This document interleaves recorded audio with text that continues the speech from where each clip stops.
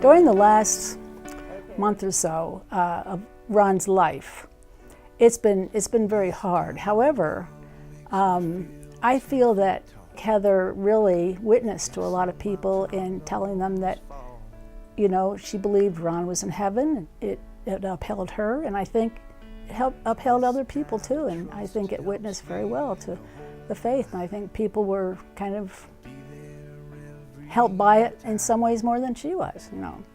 What's been amazing though is that since he passed, I've experienced him. I know that with Ron, I still can talk to him and I still see him. It's not very clear, but I see an image of him. It's that, like in the Bible says, it's like seeing through a glass darkly. It's why I'm standing here. It's something that we can share. I can't get enough of this kind of love. Yeah. Walking, don't you? Yeah. Daddy do the walking. Yeah, Daddy does the walking.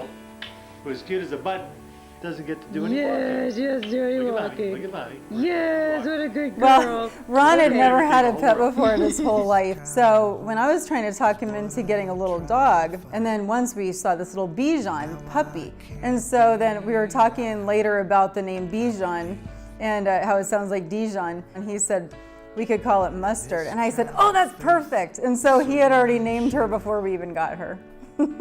It's unmistakable. It's bigger than me. Yeah, this kind of love is what I dreamed about. You get back in Yeah, fills me up. Yes. Heather and Ron had been dating for quite a while, and we knew that they were serious about each other. So one time Ron called me and he said, can I come over and talk to you and Ann? And so I said, well, why don't you come over and have dinner with us? So he came over, nobody else was there, Heather wasn't there, Heidi wasn't there. And I looked over at him and I said, now Ron, what did you want to talk to me about? Why did you want to come here tonight? And he said, whoa, you're going to ask me that fast. He said, I thought we would have dinner and we would be on dessert before we get around to talking about this. I said, well, why don't you just go ahead and ask me right now? So he said, well, I wanted to ask you if I could have the hand of your daughter in marriage. And I said, yes, Ron, you can have the hand of our daughter. We'd love to have you as a part of our family. And he kind of leaned back and went, oh boy, that was a lot easier than I thought it was going to be. The way that Ron proposed to me was we went to Cafe La Rope, and we were going there for my birthday. And then after the dinner, one of the wait staff comes over to the table with this little ice sculpture of a swan. And it had chocolate. They put it in front of me, and it had little chocolates on top of it.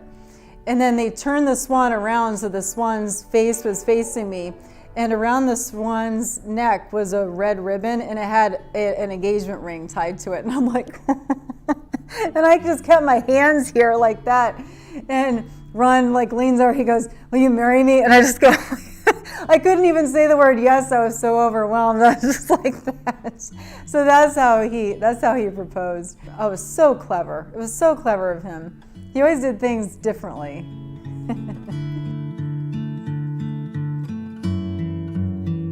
Ron had this idea. He said, well, after we do our vows part, he said, let's go like that. And so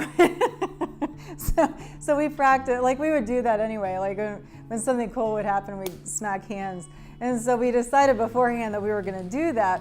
And so after our vows, and then we smacked our hands.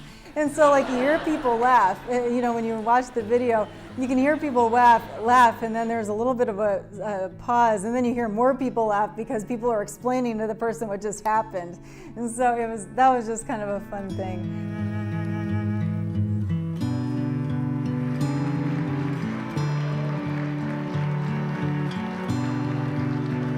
Ron also enjoyed life. He enjoyed his friends, and I don't think that I'm stretching it at all one bit to say that the greatest joy in Ron's life was Heather.